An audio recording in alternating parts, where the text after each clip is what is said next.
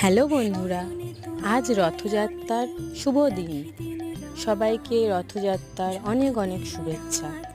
সবাইয়ের আজকের দিনটা খুব ভালো কাটুক। জগন্নাথ দেব সবার মঙ্গল করুক।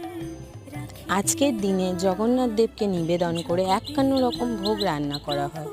তাই আমাদের এখানে মন্দিরে জগন্নাথ দেবকে নিবেদন করে 51 ভোগ রান্না করা হয়েছিল। দেখো, এই 51 ভোগের আয়োজন করা হয়েছে, আর এখানে অনেক মানুষের সমাগম হয়েছিল। এই মন্দিরে রথযাত্রার অনুষ্ঠান হয় প্রত্যেক বছর।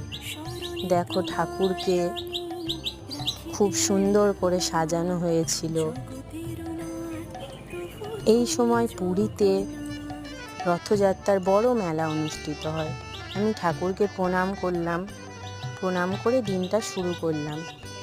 সবাইয়ের দিনটা শুভ হোক। জয়